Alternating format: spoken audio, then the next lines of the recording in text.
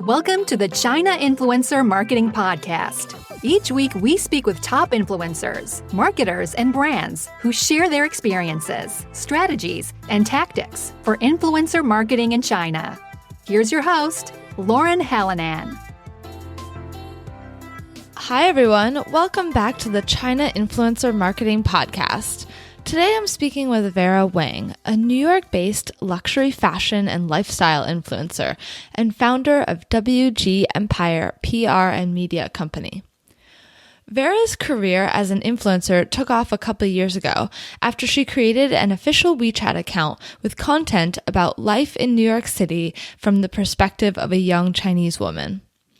In this episode, we hear how she started off creating mainly lifestyle content, but later on, she accidentally became a fashion influencer.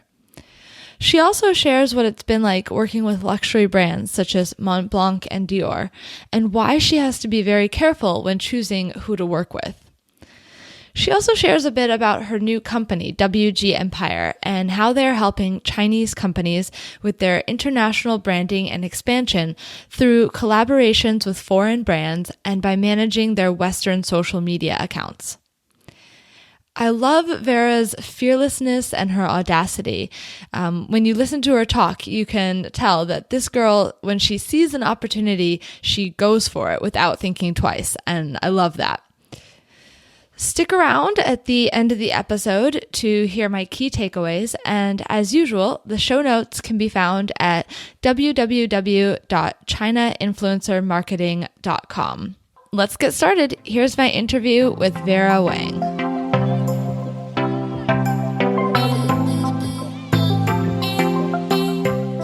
Hi, Vera. Welcome to the podcast. Thanks for joining us. Thank you, Lauren. I'm really glad that we're doing this.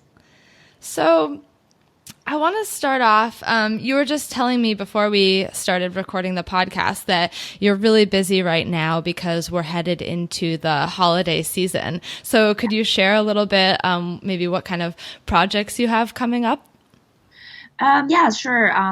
So now I'm also a blogger, and also I am owner of my own PR company. So busier than before, because before, as a blogger, you attend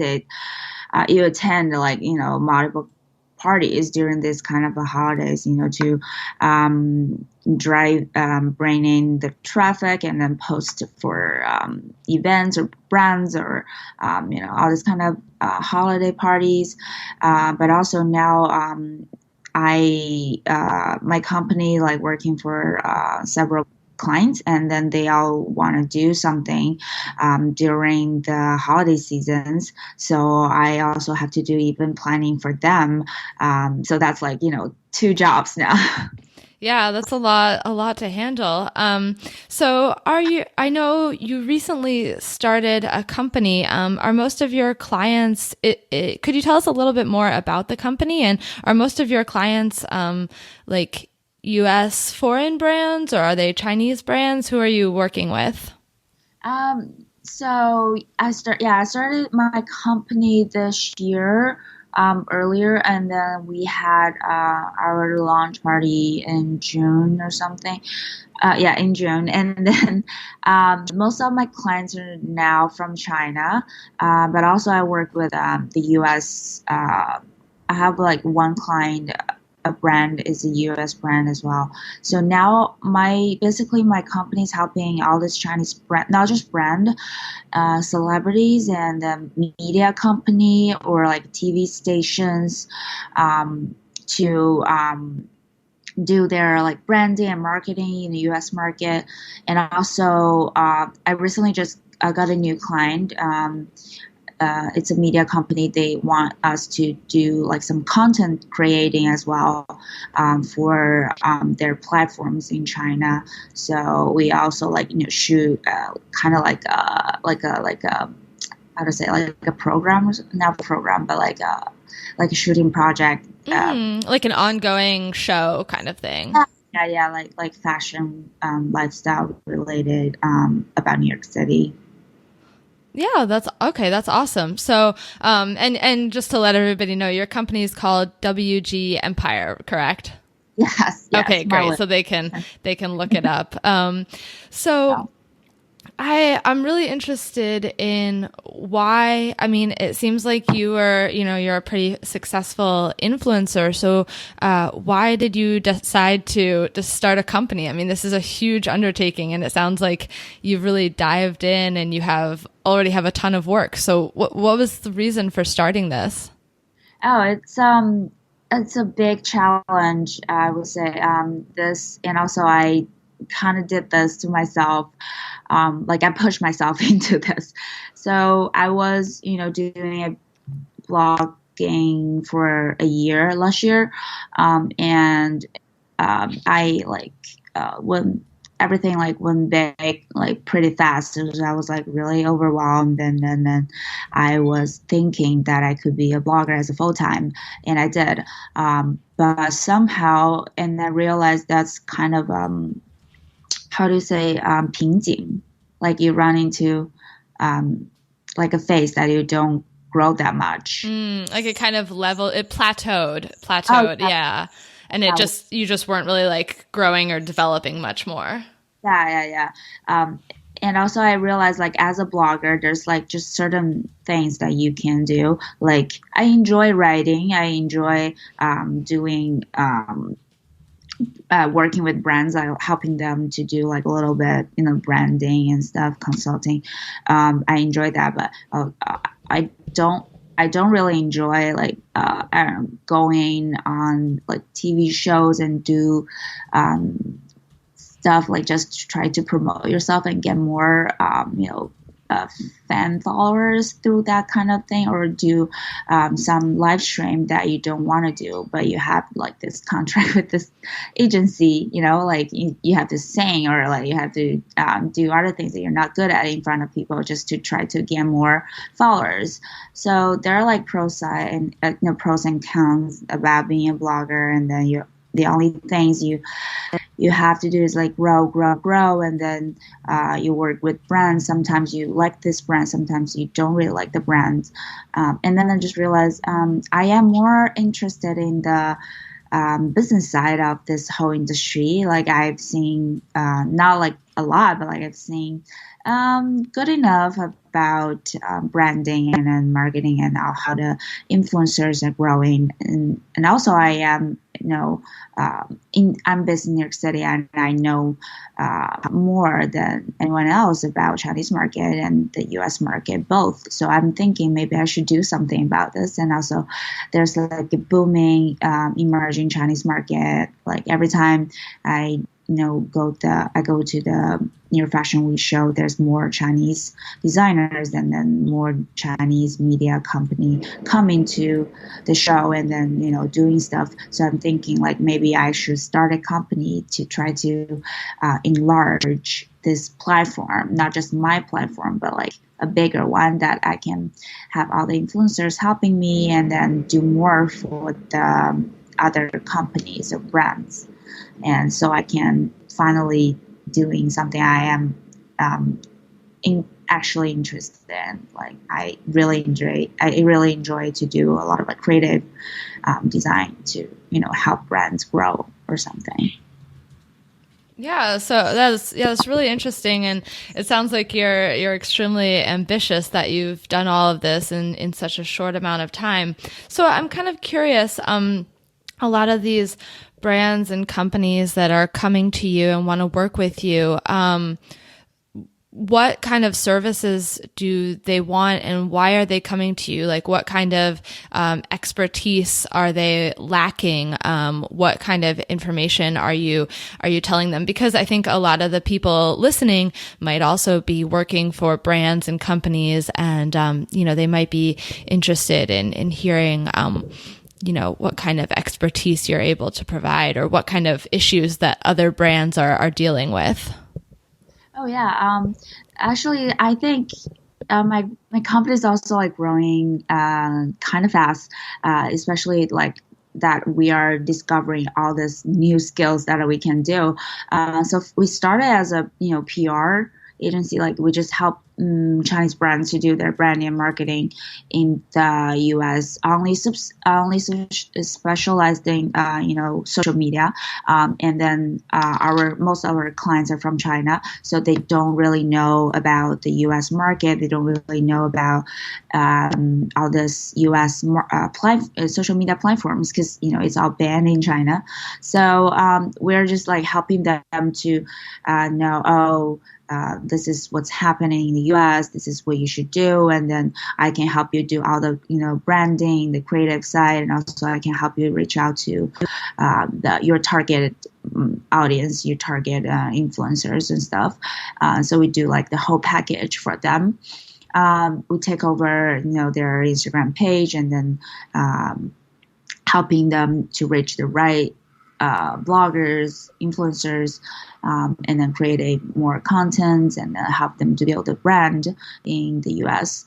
But then we just we always, because for Chinese clients, that's like they actually, most of them, they have like no ideas, that you can do, because like normally it would be like clients ask you, oh, you should do this for me, you should do that for me. But like for them, you have to like always propose new ideas. Like, because as a blogger, I always like attend all these kind of parties, or I work with the US brands, and then I kind of know like what's going on, what's hot, what's trendy in the US, how you should work with the influencers. So I propose the same kind of thing to my Chinese clients. They're like, oh, maybe we should start this really trendy, events. Like I can help you to do event planning, and I can get you, place sponsored, and I can get you all this new cool things going on. And they're like, yeah, sure, why not? So I also, now we do event planning as well. And then we started with all this live stream and new just like new ideas. And then we reach out to, we also like do reach out to some WWD style director, or people who are really experienced in the industry in the US. We reach out to them, then ask them to do all kinds of different collaborations with our clients from China. So it's all new ideas, and we just discovering ourselves every single day. Yeah, that's really awesome that you're able to try so many different things. And I think that's important because a lot of small companies, they start out with a very set idea of, they get attached to a specific goal. They're like, oh, this is what we're going to do. And then they miss out on other opportunities because they're so set on their original idea. So I think it's really awesome that you're willing to change and grow kind of depending on what you see happening in the market. I'm really curious. So these Chinese companies wanting to grow their presence in the U.S. on like U.S. social channels, is that to target like U.S. citizens to have them know more about these Chinese companies, or is it for like Chinese people who are living in the U.S.? Oh, we have like different clients, and they all have different goals. Like I recently had this nail polish company, this client, this brand that they are just targeting global market. They already started really successful one in China and Japan and London, and they're just recently launching in the U.S. market, and then they're just targeting everyone in the U.S. market. So we're helping them to do that. Start their Instagram pages in the first, and I help them to do the branding, to think of like a really accurate target market in the US, and then I help them to do like a collaboration with this rap singer's concert in November. So there's like a lot of things going on that they want to target a global market. And some clients just wanted to come to the US, like to do some branding, like help them to upgrade their brands, but they don't actually sell in the US. They just want to come over and do some branding, do some shooting, and then they go back to China and sell. But like, somehow they upgraded their brand. And then some just wanted to sell to the Asian market. I mean, not just to sell to the Asian market, but like mostly they targeted. That's like their priority, like China Telecom that I worked with. They just want to sell mostly because their selling points are like, if you're here, using China Telecom SIM card, you can call China and the US just, with the same price. So it's all really depends. Okay, gotcha. Okay, so it depends on the different company. So now I want to kind of talk a little bit more about, now and before, just more about your experience as an influencer. I thought it was really interesting that you said that you were not doing it for very long, and then you said things developed really quickly and you kind of grew to be a full-time influencer. So could you share a little bit more, like what platforms were you on? How did it take off so quickly? How did you grow an audience? How did you start working with brands? I mean, could you tell us a little bit about that journey? Yeah. That was like a crazy dream. So it was actually it was 2015 that before I graduated from NYU, I was trying to look for a full-time job at a time, and at that time, so I started using WeChat blog, WeChat public account. That was my first platform that I was using. At that time, I think that platform was still growing, so it was actually really, I was really lucky that I started it when that platform was also growing. Now it's really it's a little saturated now. Yeah. So it was really nice that I also like did some research before I started my WeChat blog in New York. I just thought like all this WeChat public account I was following up, around all about like news or just general information, like where do you go to, like all these new restaurants, or it's not like personal, it's not really relatable. So I thought like, New York is such an interesting city, and I'm sure like people want to know like what's actually going on, like all the young generation, my generation, like, how they're doing in the city. So I started like a lifestyle blog, just, talking about my life, talking about my friend's life, relationship, work, study, life, everything. And I write about stories. I guess it was like really relatable.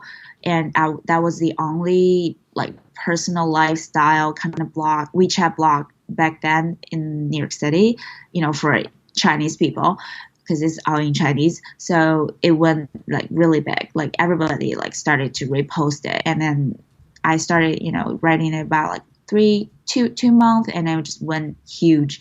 And only in New York City, but also then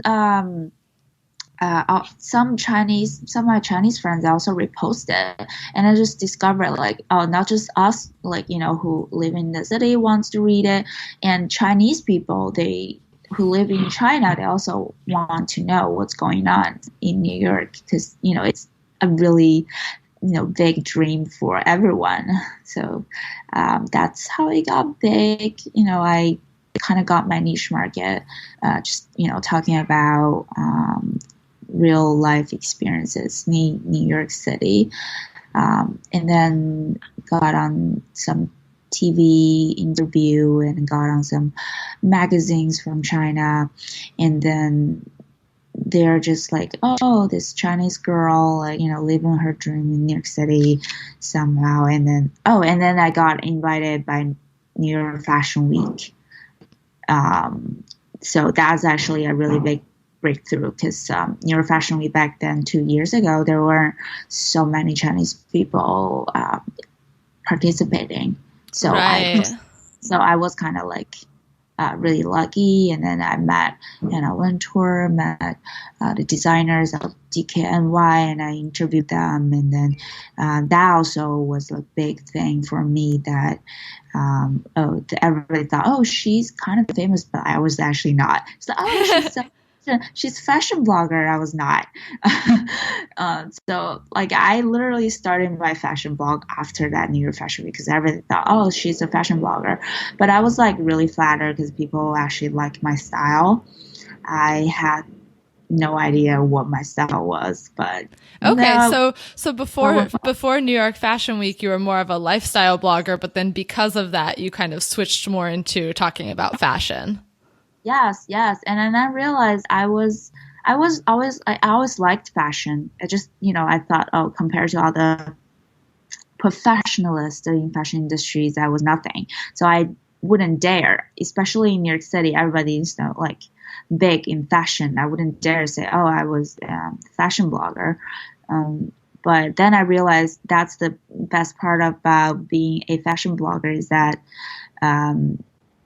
you don't really have to be in fashion industry. Like I saw like so many bloggers, they're lawyers and they work in finance, for their daily job. And so there's like actually no boundaries. And then as long as you have a great, cool, unique style, personal style, and that's what's most important. So, and then I was like, okay, I'll do it. But also I was really interested in, doing branding on the creative side. Like I was always thinking, how do I do this to help this brand grow or help this brand sell?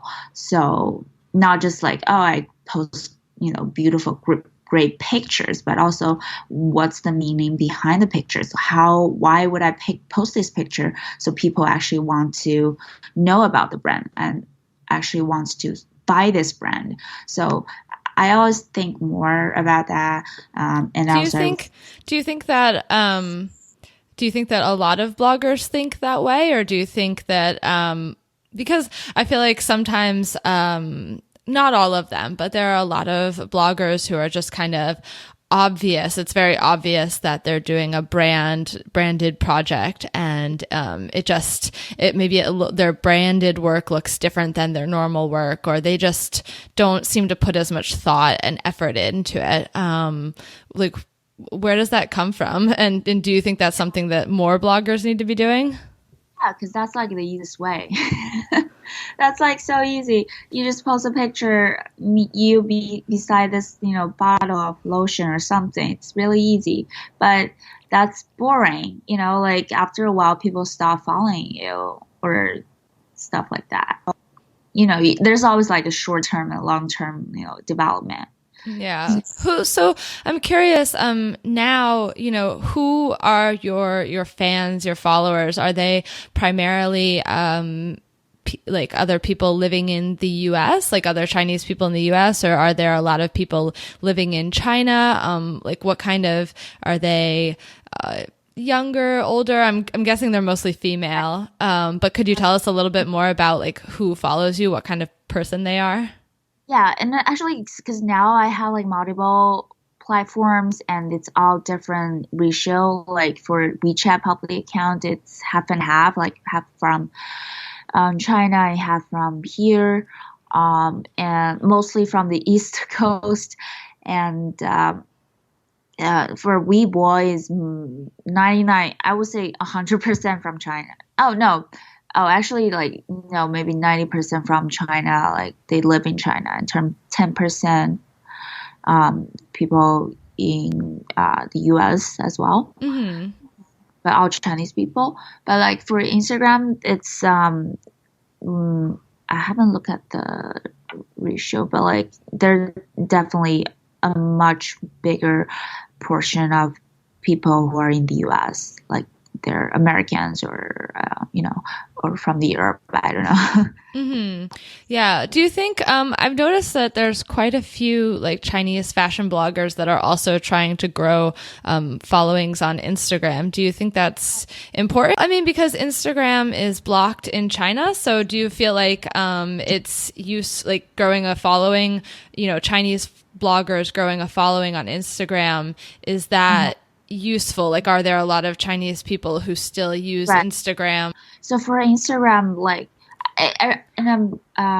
for your question, it really depends on what's your goal or what's your, market are mostly based in. Like for me, because I have to, no, not I have to, but I want to do the bridging thing. So I want to have like all my platforms in the US and all my platform growing in China as well, so that I can, exchange information.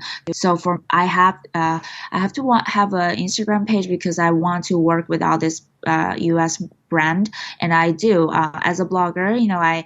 I help them do all this events and branding because they all see that the Chinese market is growing like really big, and then they think it's really important to start to work with Chinese influencers to help them gain Chinese market, and I think it's really smart for them to do that. So I really would think having an Instagram page for me is really important, that I can help out this US brand.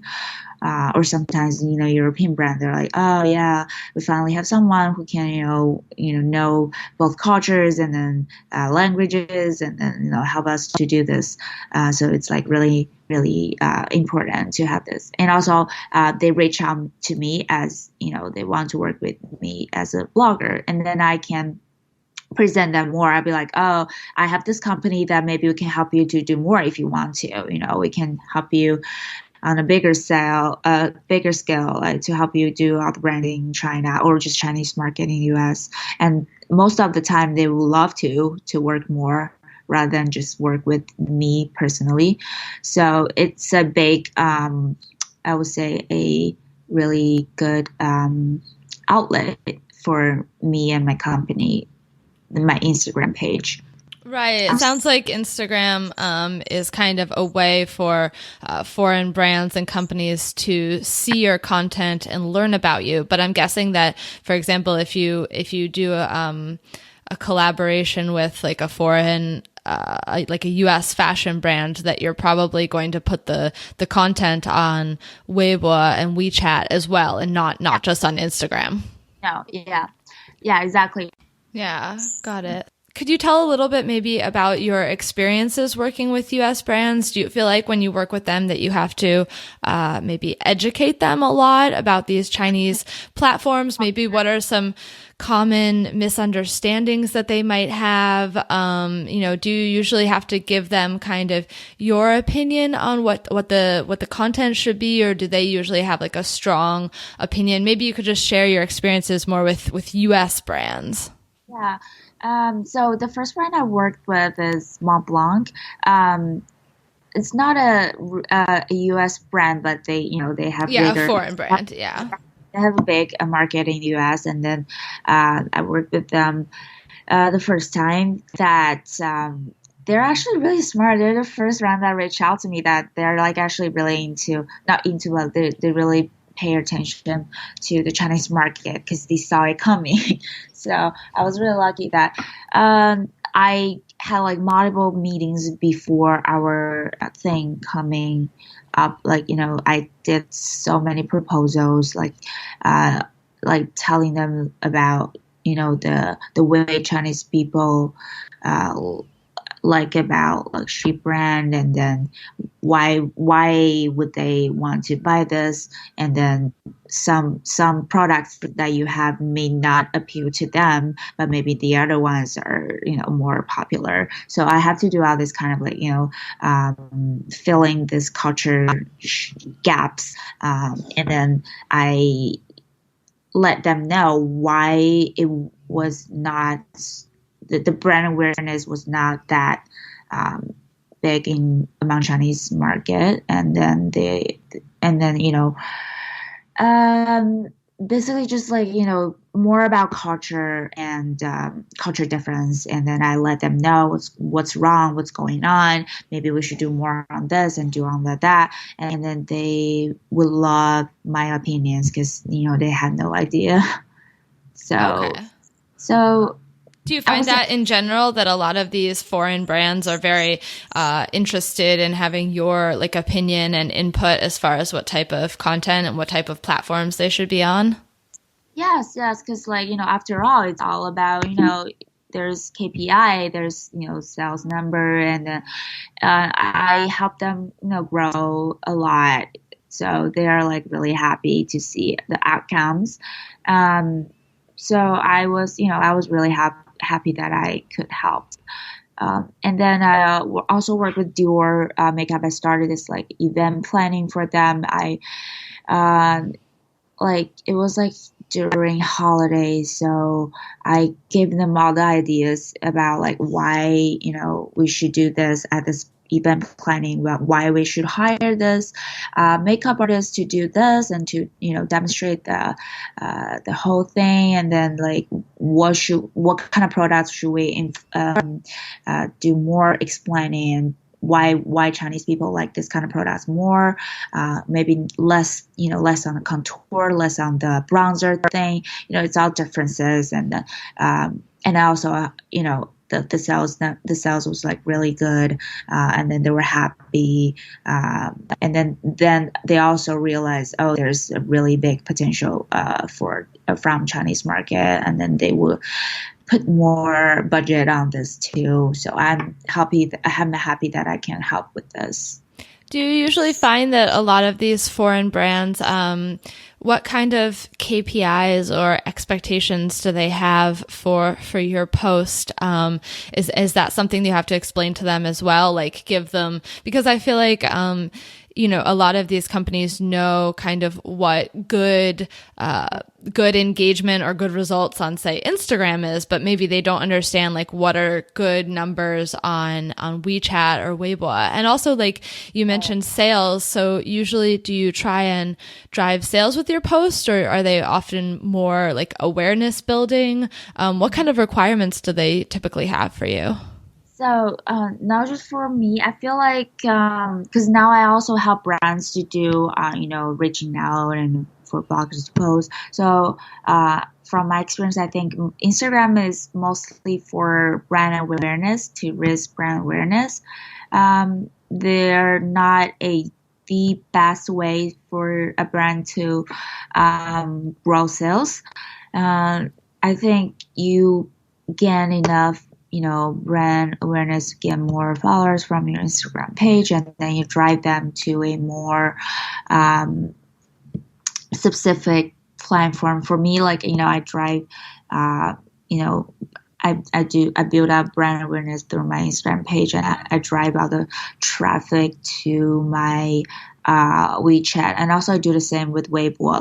Weibo is more for brand awareness, and I post this, I post that, and then I drive the traffic to my WeChat post, because on WeChat post you can post a longer article and then more specific info about the brand, or the discount code or something, and then you can actually describe about this brand more, and so I generate much more sales from my WeChat post.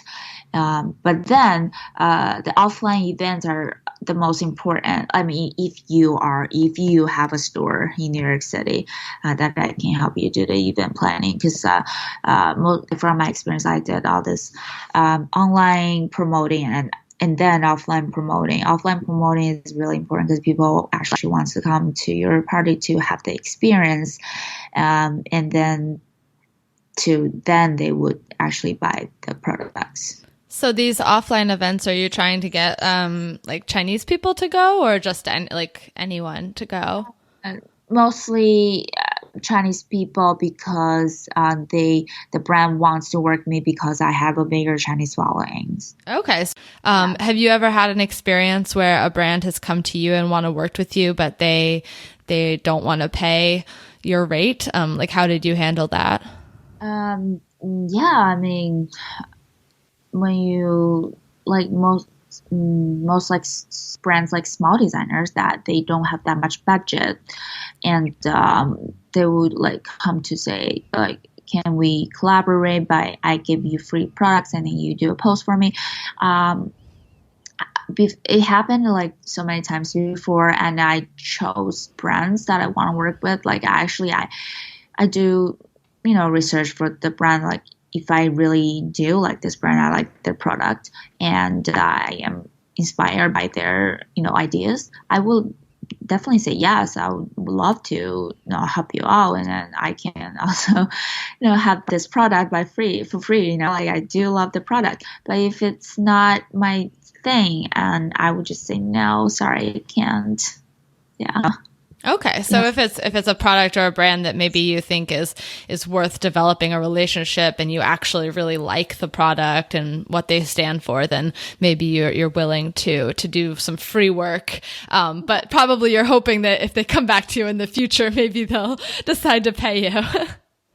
For sure. Yes. Like building a long-term relationships. Do you find that a lot of brands come back to you over and over again, or do you feel like a lot of the work that you do is kind of one-off? I mean, as far as being an influencer. Yeah, like they do come back. I mean, so that really requires your abilities about like picking the right brands to work with. Because I've done something wrong before too. Like, I had no idea what kind of brand should I work with. Especially in the first, the brand started to pay you to work with them, and you just feel like, I'm so happy, like they're paying me, then I just do whatever. And then you can't, because some brands are not your thing. If you do it, you probably wouldn't even drive any traffic or sales, and that would just really hurt your relationships with the brand and yourself, your reputation or anything. So I did this collaboration with this store, a eyewear store, because I don't wear glasses, and then their glasses kind of old school, like kind of like really conservative, and then the style is kind of, old. It's not really trendy in fashion. And they just, they pay me to do that. And I was like, okay, yeah, I did it. And I didn't make any sales at all. And that almost never happened. And they were like, oh, you work with Montblanc very well. Like, how come you didn't drive any sales for us? And they were like, not happy. And I was not happy. I felt so sorry, but it was not my fault. I tried really hard. I did a lot of creative ideas for the brand. I tried really, really hard. And also I offered them like a free post after I already posted one and didn't drive any sales. I was like, oh, I felt bad for you. But then I realized you can't work with brands that's not your thing. That's not your, you don't even like the style, and they wouldn't appeal to your audience at all. So like if you work with the right brand that you actually personally like it, or it's your target, it's just like fit for you, and then that would be definitely a good long-term relationships, and brands would love to work with you again and again. Definitely. So I want to talk a bit about like WeChat and Weibo and some of the other Chinese social media platforms. What types of content do you see working best in your industry or on your channels right now? I know that you sometimes do photos, sometimes do video. You've done live streaming. Like, what do you think is really working the best in China right now? And which platforms do you think are the best? That's that's the tricky thing now. It's multiple. Like you have to do everything. It's a combination. It's not like before. Like I wish it was really easy 2 years ago. I only have like WeChat public account, and that's all I focused on. And then the public account, like you said, it's like more, saturated, and then it's like not really growing. And there was live streaming coming up, and there was Weibo, and then like short film, like 秒拍, 美拍, stuff like that. And like all different kinds of things just all of a sudden like coming up, and then people do everything. And now you can't just focus on one platform. You have to do everything. Just because like each of the platform help each other. Like I said, you use Weibo to raise awareness, to gain followers, to get more traffic, and then you drive them to your WeChat public account to make them really, loyal, and then they actually buy stuff from you, or like do more event planning. They will actually come to the party. And also you do 直播, you do live stream for to demonstrate this better. Like instead of just posting picture, you can tell them, you can actually, communicate with your followers. So that also helped they will follow you like more often, and then they will become more loyal. So it's a combination of all the different platforms. Yeah, that sounds pretty overwhelming. Yeah, and sometimes I was just like, I hate technology. That why they suddenly came up with all this stuff that we have to do now. Do you see any trends occurring? Any new platforms coming out, or do you think you're going to try and do, say, more live streaming, more video? Any trends that you see coming up with the China market, or fashion trends? Do you see? Is there anything that Chinese consumers seem to be really into right now? I think live streaming is definitely going strong. That because Taobao and Jingdong are starting their live stream platform, their own live stream platform. That I definitely find that doing live stream when you're trying to sell stuff, it's more like a like when you were little, like you saw like TV show, they're selling stuff on TV. It's like people are actually demonstrating how you use this product, why is it good, and then that makes the sales better. That makes the product sell better. So now, like Jingdong and Taobao, they do live stream. They have their own live stream platform. People use it to, communicate with the audience, live.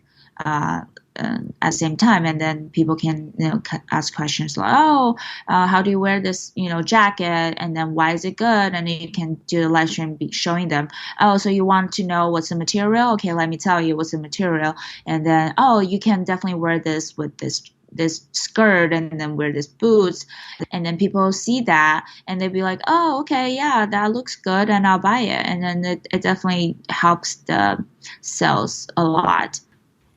Gotcha. Okay. So I just want to start to close up, and I want to know, is there anything that you're really excited about, any big projects that you have coming up lately that we should, keep an eye on or look out for? So I recently collaborating with this huge new coming shopping mall in Tribeca area. It's called Brookfield Palace, and then they're doing multiple they're doing multiple parties in the holiday seasons. Like we said, there's like so many parties, and then it's just beautiful. It's really huge like venue, and then a lot of luxury stores there. And just beautiful setting. And it's also by the river, so they're like beautiful scenery as well. And I'm gonna go there like for all their holiday events and parties and stuff. And I will definitely post on my WeChat and then my Weibo, and if people wants to join us. So to party or shopping, and it's all about that. The holiday seasons. Yeah, sounds like you've got a busy work season coming up, not just a holiday season. Yeah. I'm really excited for those. Yeah. Okay, so if I'll be posting all of your social media handles and your website in the show notes. Thank you so much for coming on the podcast and sharing your experience. It's really interesting to see how you've turned yourself into, just from a fashion blogger, a lifestyle blogger, then into a fashion blogger, and now into this, the leader, the founder of this huge empire. It's really interesting to see your growth and see how you're really bridging, cultures between the two countries and doing work both ways, with foreign brands and with Chinese brands and foreign social media channels and Chinese social media channels. So it's really impressive. And I think it's going to be interesting to see, what kind of work you do in the future and where the company goes. Yeah, thank you so much. And then it's like the most interesting and also important part for me about this job is like I get to meet interesting people like you and then do all this kind of interesting collaborations, and then that's like what's most fascinating me. Well, thank you so much. Yeah, thank you, Lauren. Isn't she amazing? I just think it's incredible how much Vera has accomplished in the past, 2 or 3 years. And I just really respect her for, not being content with merely becoming a extremely popular fashion blogger, but she, decided to take on this other huge challenge and open her own company. And, she's already working with a ton of clients. And, if you follow her, you'll see she's has new collaborations and new work going on all the time. Very busy girl. There were a couple of things that I took away from this episode that I really want to point out to you. The first one was the power of niching down, choosing a niche. Niche, however you want to say it. Vera shared that, her success in the beginning came from the fact that she focused specifically on lifestyle and luxury fashion in New York City from the perspective of a young Chinese woman. And when she started out, there was no one else doing just that. So that's what allowed her accounts to grow so rapidly, because she targeted a very specific audience with very specific content. And brands love that. They love working with her because her followers either live in New York City or they are interested in visiting New York City or studying abroad in New York City. So she's able to help these brands drive foot traffic to their stores and events here in the US. Another key takeaway from Vera that's kind of related to the first one is that brands need to remember to target Chinese people who are living outside of China, especially students that are studying abroad. A lot of brands tend to focus on reaching domestic Chinese consumers, and because of this, they miss out on the huge population of Chinese people living in the US, in Europe, in other countries. So another thing is that a lot of these Chinese people living abroad, if you turn them into your loyal fans, when they go back to China and they, wear your products, or they share your brand with their family and friends living back in China, then they'll turn those people into buyers and into followers as well. So it's definitely something to think about. And the last thing that I want to point out is how Vera said that each social platform has its own purpose, and it's not enough to be on just one platform. You must use them together in order to get the best results. I've been doing a lot of interviews for this podcast, and this is a recurring theme that I've been hearing from a lot of people that I'm talking to, that nowadays Chinese influencers or brands that are, developing social platforms in China, they need to be everywhere. Being strong on one platform is no longer enough. Vera said when she first started out, she was able to just focus on WeChat.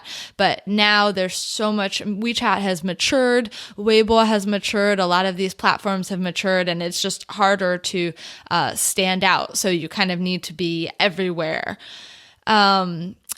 So those are my takeaways from talking to Vera. And as usual, you can find all of Vera's social media handles and her contact information in the show description or the show notes. And also, feel free to send me podcast guest recommendations or suggestions for specific topics of industries that you'd like to hear covered. You can head over to chinainfluencermarketing.com and leave me a comment there. And if you liked this episode and you know somebody else who might like it too, please share it with them. We're just starting out.